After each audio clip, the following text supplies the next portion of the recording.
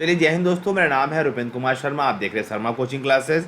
पटवारी के सिलेबस देखिए कि हम आगे का मैथ्स का क्लास लेंगे। पटवारी के सिलेबस में ये जो टर्म दिख रहा है आपको, वर्गमूल, घनमूल, उसी की टॉपिक पर ये आगे आपकी मैथ्स की क्लास है। अगर आप पूरी क्लास को देखते हैं तो बहुत टफ क्वेश्चन मैंने लिए हैं जो एग्जाम में कई लोगों से नहीं बनते स्टूडेंट। ठीक है, इसी टॉपिक पे जो कि आपके सिलेबस पे है, 30 नंबर के अंदर है, उसी को हम पढ़ाएंगे। इस वीडियो को पूरा अंत तक देखेंगे तो आपको पूरा फायदा होने वाला है। देखिए, इसकी पीडीएफ हम टेलीग्राम में डालेंगे बेटा, तो जितने स्टूडेंट टेलीग्राम को ज्वाइन करना चाहते हैं ज्वाइन कर लीजिए, वहाँ से पीडीएफ आपको प्राप्त हो पाएगा। और ये हमारा व्हाट्सअप नंबर है, हमसे आप बात कर सकते हो। ठीक है, देखेंगे पहला क्वेश्चन। इसी टाइप के क्वेश्चन आपके एग्जाम में आते हैं स्टूडेंट, इसी टाइप के क्वेश्चन कि ऐसा ऐसा दिया है, एक्स का मान क्या होगा, है ना, एक्स का मान क्या होगा, ये पूछता है स्टूडेंट। ठीक है, देखो स्टूडेंट, इसमें आप कई तरीके से सवाल को सॉल्व कर सकते हो। मैं आपको तरीका बता रहा हूँ, आपको मैं तरीका सिखा रहा हूँ, आप इसको किसी भी वे में ले सकते हो। जैसे कि अगर आप लेंगे x इक्वल टू, ये आपके ध्यान देंगे वाली चीज़ है ना, ये आपका √2 है, उसके अंदर आपका √2 है, उसके अंदर आपका √2 है, प्लस करके डैश डैश डैश तक गया है। अगर आप गौर करें, सभी अंदर है, मतलब एक रूट दूसरे रूट के अंदर है। अगर आप ये वाला चित्र देखेंगे तो आपको समझ आ जाएगा। तो अपन क्या करते हैं, रूट को हटाते हैं ऊपर वाले को। तो हम क्या करेंगे, दोनों पक्षों में क्या कर देंगे, वर्ग कर देंगे। दोनों पक्षों में क्या करेंगे स्टूडेंट, वर्ग कर देंगे। तो कैसे हो जाएगा, अगर दोनों पक्षों में वर्ग करेंगे तो ये ऐसा हो जाएगा स्टूडेंट ना। ये अभी आप देखना, मैं आपको जो दिखाना चाह रहा हूँ वो समझना। एक बार आप उसको समझ लेंगे आपको समस्या नहीं जाएगी बच्चों, है ना। ये दोनों पक्षों में वर्ग हुआ। एक चीज़ आप याद रखना, कई बच्चों को पता नहीं होगा कि ये वर्ग और ये रूट आपस में कट जाते हैं। अगर किसी के ऊपर रूट है और उसके ऊपर स्क्वायर कर देंगे तो ये कट जाता है। ये चीज़ आपको याद रखना। जैसे ही ये कटेगा तो ये क्या बन जाएगा स्टूडेंट, ये बन जाएगा 2। और देखो ये वाला कटा है ना, बाकी तो नहीं कटा है। बाकी आपका √2 और फिर उसके अंदर √2 और फिर उसके अंदर √2 है। अगर आप गौर करें, इसी √2 का मान क्या है, x तो है, यही तो है, √2 का मान x तो है। मतलब कहने के लिए मैं अगले पेज में लेके जा रहा हूँ आपको ना, है ना, अगले पेज में। अच्छा, यहाँ पे पहले सॉल्व कर लेते हैं इसको। ये 2 और इसका वैल्यू, किसका वैल्यू, एक बार कलर चेंज समझा रहा हूँ। इसका वैल्यू क्या हो जाएगा, x, क्योंकि यही चीज रिपीट हो रहा है ना, √2। इसके बाद हम इसको सॉल्व करेंगे अगले पेज में। अब आपके पास कैसे आ गया स्टूडेंट, कुछ इस टाइप का आपके पास देख लेंगे, दिखा देता हूँ। हाँ, ये इक्वल में है, ये आराम से समझना स्टूडेंट्स। देखो सिखा रहा हूँ इसलिए वीडियो रिकॉर्ड करके डाल रहा हूँ। ये आपके पास कुछ इस टाइप का टर्म्स आ गया। अब आपको उसको सॉल्व करना है, हल करना है। हल कैसे करें, हल करना मैं सिखा रहा हूँ।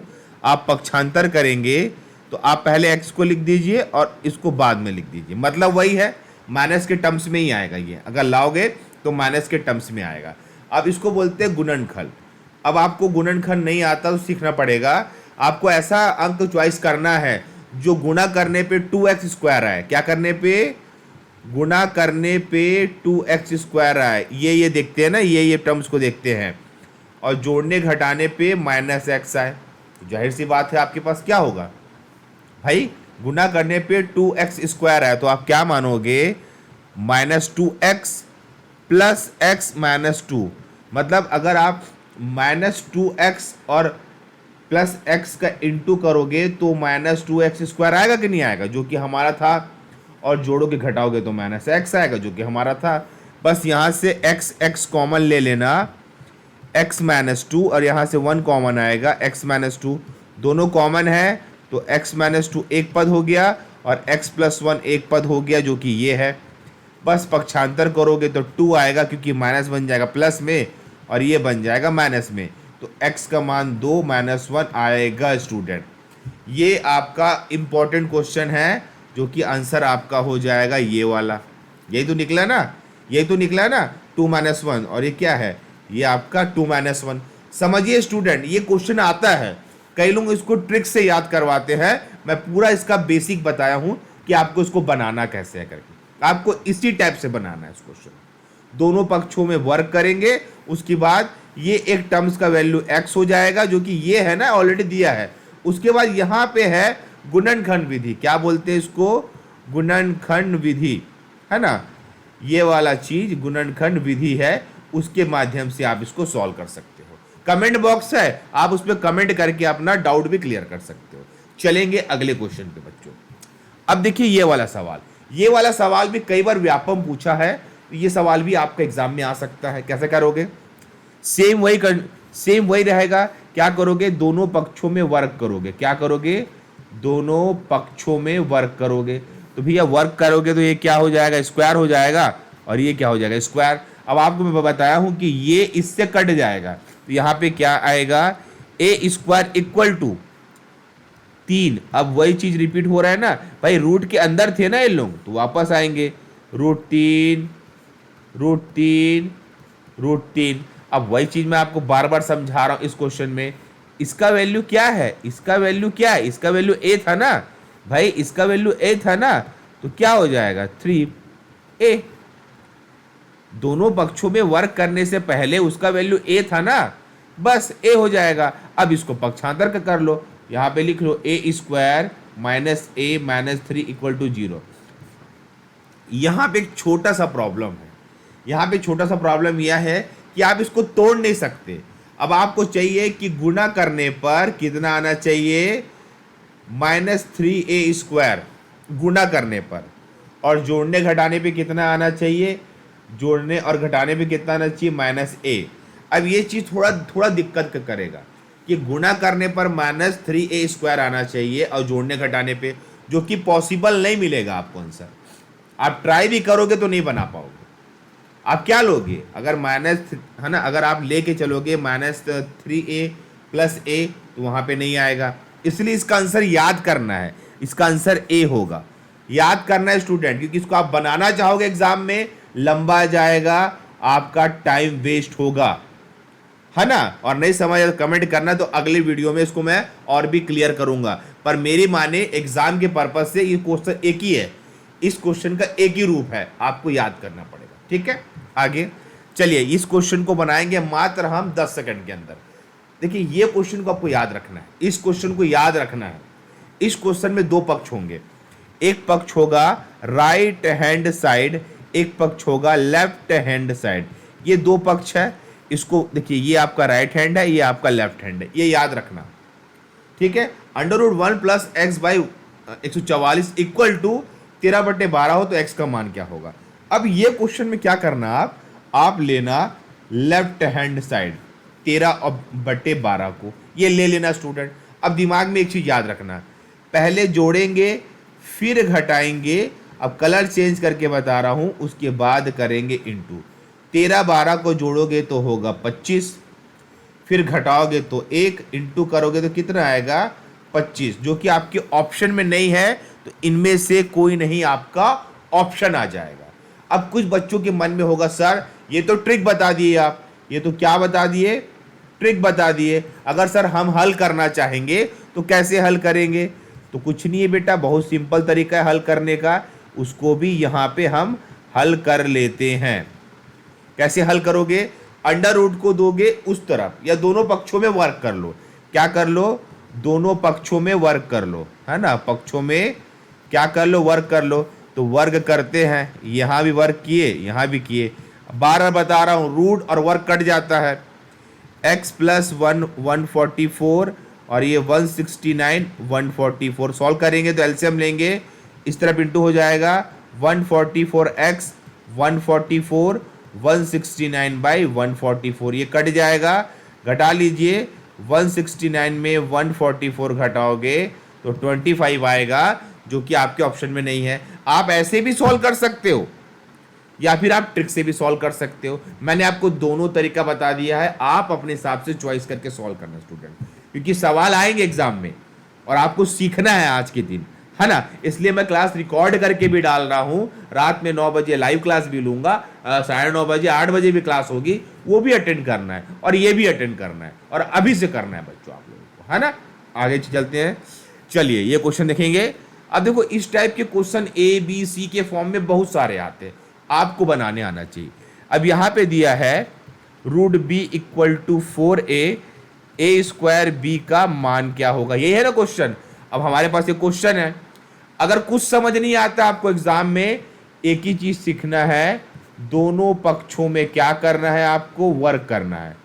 अगर कुछ समझ नहीं आता, रूट क्या है, root b equal to 4a, दोनों पक्षों में स्क्वायर करिए ना बेटा, अभी तो सिखा रहा हूं ना बहुत देर से कैसे करना है करके। ये कट गया, मैं बताया हूं कट जाता है, और ये 16a स्क्वायर आया। अब क्या करिए, 16 को यहाँ लाइए, यहाँ से एक बचेगा 16, और a स्क्वायर के नीचे आएगा b। देखो ये ऐसे आया है ना, और 16 ऐसे गया है, ठीक है। तो 1/16 equal to a square b, मेरे हिसाब से यही निकाल रहे थे क्या, आंसर आएगा 1/16।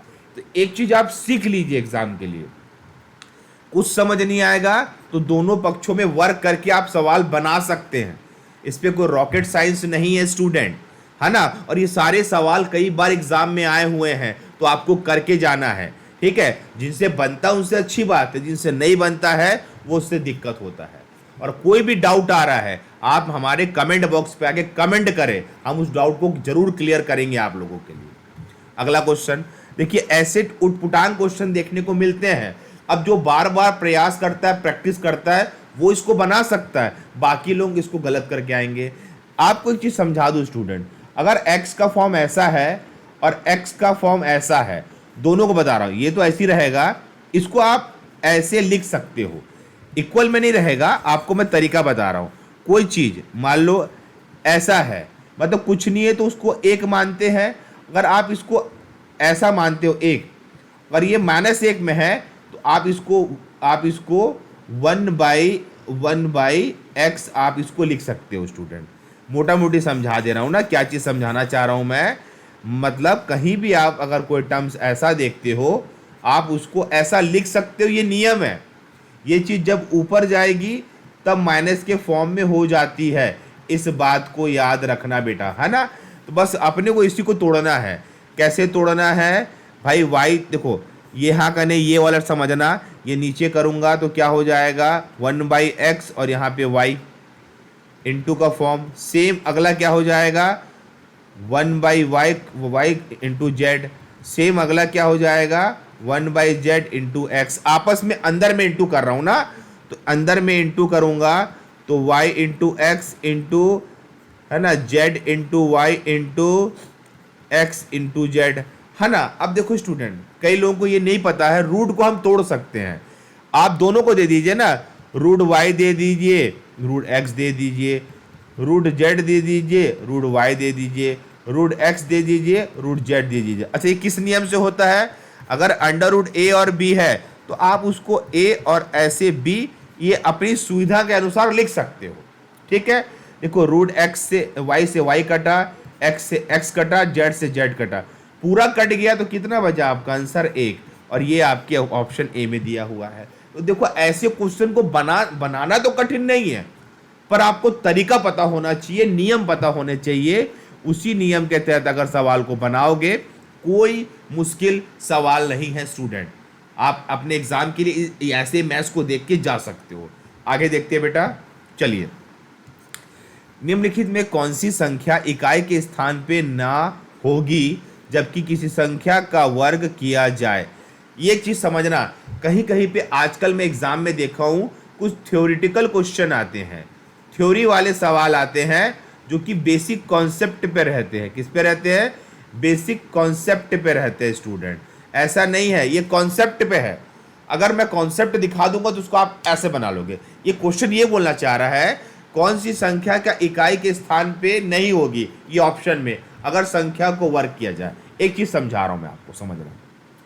1 का वर्ग 1 होगा, 2 का वर्ग 4 होगा, 3 का वर्ग 9 होगा, 4 का वर्ग 16 होगा, 5 का वर्ग 25 होगा, 6 का वर्ग 36 होगा, 7 का वर्ग 49, 8 का वर्ग 64, 9 का वर्ग 81 और 10 का वर्ग 100।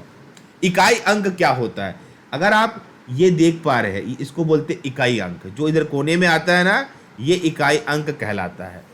अब बोल रहा है इनमें से कौन सी संख्या जिसका वर्ग किया जाए, है ना, तो वो इकाई अंक में नहीं आएगा, है ना। तो देखिए 9 आ रहा है क्या, अगर 9 करो तो 49 में 9 तो आता है, तो 9 तो हो नहीं सकता। फिर देखो तो 0 आ रहा है क्या, 100 में 0 भी आता है इकाई अंक में, ये भी नहीं हो सकता। 81 में 1 आता है, ये भी नहीं हो सकता। आंसर याद रखना 2। 2 एक ऐसी संख्या है जो किसी की इकाई में नहीं आती, किसी के में नहीं आती। आप करके देख लो, अगर आप 11 का वर्ग करोगे 121, 12 का वर्ग करोगे 144, 13 का वर्ग करोगे 169, आप जितना करके देख लो 2 आपको दिखेगा ही नहीं। तो ये ट्रिकी क्वेश्चंस रहते हैं जो आपके एग्जाम में आपके कॉन्सेप्ट को चेक करते हैं। अगर आपने कॉन्सेप्ट नहीं पढ़ा है आप इसको गलत करके आ जाएंगे। तो तैयारी करते वक्त ऐसे क्वेश्चन को भी दिमाग में बैठा के चलना है। ठीक है, अगला चलते हैं। अच्छा, ये क्वेश्चन बहुत अच्छा क्वेश्चन है, इसमें कई लोग गलत करेंगे। इस क्वेश्चन को बनाने से पहले एक प्रारूप समझा देता हूं, एक भूमिका बांध देता हूं। अगर कहीं पे ये सवाल आपके पास आता और बोलता इसको सरल कीजिए, तो कई बच्चे क्या करते, यही करते। तब आपके पास एक फॉर्मूला दिखता ए स्क्वायर माइनस बी स्क्वायर का, यही तो फॉर्मूला होता है ना। फॉर्मूला होता है ए प्लस बी, ए माइनस बी। तो इसी के लिए आप इसको लिखते ए स्क्वायर प्लस बी स्क्वायर और ए स्क्वायर माइनस बी स्क्वायर। कैसे लिखे, इस फॉर्मूले के टर्म्स में। भाई वहां पे ए के जगह पे ए स्क्वायर था। सेम यही क्वेश्चन है, इसको लोग एग्जाम में छोड़ देते हैं या ज्यादा समय लेके बनाने की कोशिश करते हैं और उनसे गलत हो जाता है। पहले आप तोड़ लीजिए, 4 तिया 12 और 1 13, मतलब 13/4, 4 तिया 12 1 13, 13/3 ये हुआ। अभी इसको अपन कुछ नहीं करेंगे, पहले नीचे को तोड़ लेते हैं। 4 तिया 12 और 1 13/4 माइनस 4 तिया 12 1 13/3। ये मेरे हिसाब से समझ आया ना, मैंने सिर्फ इंटू करके प्लस किया है। अब देखो मैं इसको तोड़ता हूं ऊपर वाले को, भैया सेम इसी कॉन्सेप्ट पे है ना, दोनों के पावर में 4 है, मैं स्क्वायर के फॉर्म में ऐड कर लेता हूं। कैसे होगा, ये वाला, ये और अब ये आ गया, सेम आया ना भैया, दोनों का सेम आया ना, स्क्वायर के फॉर्म में ऐड कर लिया। आपको यही चीज समझना है स्टूडेंट, नहीं समझ आएगा तो पूछ लेना, समझ नहीं आएगा तो, है ना। और 13/4 के पावर में 4 और 13, अच्छा ये आपका स्क्वायर है ना, हाँ ये स्क्वायर का स्क्वायर है यहाँ पे, और 13/3 का स्क्वायर। अब देखो उसको मैं अगले पेज में सॉल्व करूंगा, अगले पेज में, क्योंकि यहाँ पे जगह कम पड़ेगा मेरे को, है ना।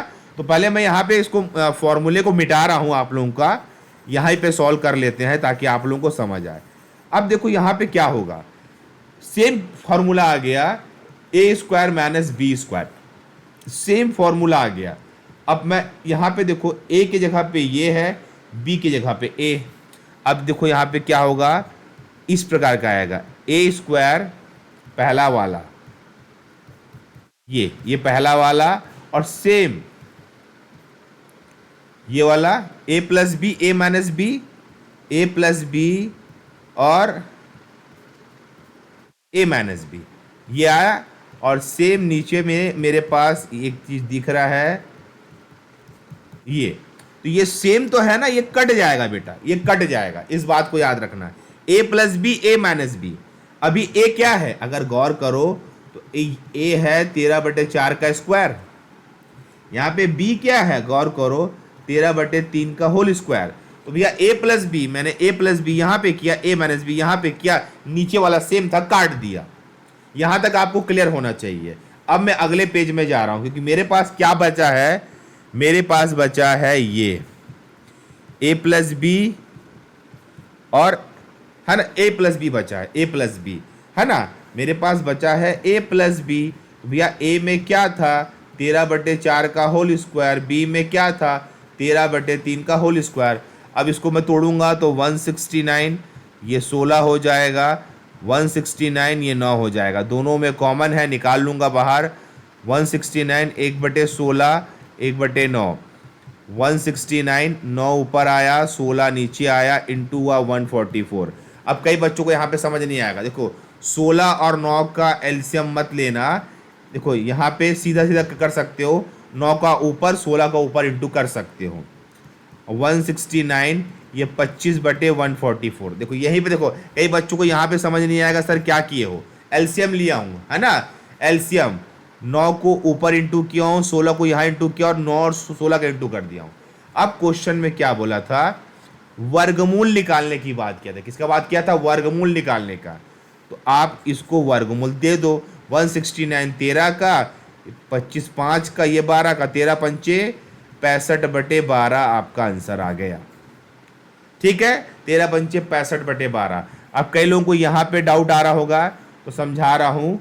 169 कलर चेंज करके बता रहा हूँ, समझना। 1/16 और 1/9 का एलसीएम 169, 144, 16 निया और 9 16, बस हो गया। यही चीज़ यहाँ पे भी आया है ना। देखिए स्टूडेंट, ये बहुत बड़ा क्वेश्चन है, ये बहुत बड़ा क्वेश्चन है। कई लोग इसको छोड़ देंगे एग्जाम में, पर याद रखिए वो जो क्वेश्चन हम छोड़ते हैं ना, उसी पे एग्जाम में सवाल पूछता है। इसी कारण इसको समझाया हूँ आप लोगों को। आपके पास कमेंट बॉक्स इसलिए दिया गया है, नहीं समझ आने की स्थिति में आप हमसे कमेंट करके बात कर लीजिए। ठीक है, आगे चलिए क्वेश्चन नंबर 8वां देखेंगे। यदि √35 का मान 5.916 है, तब दशमलव के स्थान में 7/5 का वर्गमूल ज्ञात कीजिए। कहने का मतलब इसको आप यूँ समझेंगे तो ज़्यादा बेटर रहेगा। इसी का वर्गमूल आपको ज्ञात करना है। मैंने आपको एक कॉन्सेप्ट सिखाया है, उस कॉन्सेप्ट का नाम है परमीकरण, और परमीकरण हमेशा नीचे वाले अंक से होता है। इंटू कर लो, ये हो गया 35 और ये 5 और ये 5, जाहिर सी बात है 35, अगर मैं 5 5 निकालूंगा तो 5 ही निकलेगा ना। 25 का स्क्वायर क्या होगा, 5 होगा ना। 35 का मान आपके पास दिया है 5.916/5, भाग कर दो, 5 एकम 5 दशमलव ले लेते हैं, एक गया ना, 5 दिया 15। देखो 1.3 किस में दिया है, इसमें, आंसर निकल गया आपका। तो ये वर्गमूल जो हिंदी में दिया रहता है, आप उसको लगाना है, आपको वर्गमूल लगा के चलना है स्टूडेंट। और परमीकरण का नियम मैं बता देता हूँ। परमीकरण नीचे वाले अंक के साथ होता है। क्या होता है, नीचे वाले अंक के साथ होता है। अब कुछ बच्चों को सवाल कठिन लग रहा होगा कि कठिन सवाल है, पर ये आपको करके जाना है, एग्जाम में सवाल इसी टाइप के आ रहे हैं। ठीक है, अब देख लीजिए, निम्नलिखित में से छोटी संख्या क्या है। इसको आप तभी बना पाएंगे जब आपको मान याद हो। कहने का मतलब, अगर आपका √3 का मान 1.73 याद नहीं है, या √2 का मान 1.41 याद नहीं है, आप सवाल नहीं बना पाते, आप इसको छोड़ के ही आते। क्योंकि वैल्यू रखे बगैर आप कैसे जानेंगे कि संख्या कौन सी छोटी है ना। जैसे कि अगर आपको पता है √3 का मान, तो यहाँ पे आप रखते। अगला है 3√2, भैया 3√2 मतलब 3 हो गया, और √2 का मान है 1.41। मैं इंटू करूँगा, 3 4 तिया 12, हासिल है 1, 3 और 1 4। यहाँ पे 4√2 आया, ये √3 का मान है और ये 3√2 का मान है। अब आपके पास √2 आया, उसका मान 1.14 है, 1.41 है। ठीक है, अब आपके पास √3 4 आया, इसका मान 2 होता है, यहाँ पे 6 है। अब देख लीजिए आप ही, 1.73, 4.23, 1.41 और 6, इसमें सबसे छोटा क्या दिख रहा है, 1.41, जो कि √2 का मान है। तो इसके लिए कम से कम ये दो वैल्यू आपको याद करना होगा, तभी आप ऐसे क्वेश्चन को बना पाएंगे बेटा। ये याद करना होगा। देखिए, ये तो आपका एक डेमो है कि इस प्रकार के सवाल आपके आने वाले, और इसको हम प्रॉपरली आपको करा के दे रहे हैं।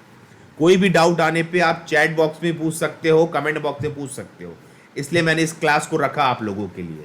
अगर आपको कुछ भी डाउट होगा तो कमेंट बॉक्स में आप कमेंट कर लेना, मैं समझा दूंगा आप लोगों को। ठीक है, इसलिए ये वीडियो मैं अभी रिकॉर्ड कर रहा हूँ ताकि आप लोगों को अच्छे अच्छे क्वेश्चन में दे सकूँ, जहाँ पे आप तैयारी कर सको स्टूडेंट। ठीक है, तो इस वीडियो में इतना ही। अगर कोई डाउट आएगा तो ज़रूर पूछना, कैसे बनाए, क्या किए करके। आप हमारे टेलीग्राम को ज़रूर ज्वाइन करके रखें स्टूडेंट, ये आपके काम आने वाली है। ओके, धन्यवाद, थैंक यू बच्चों।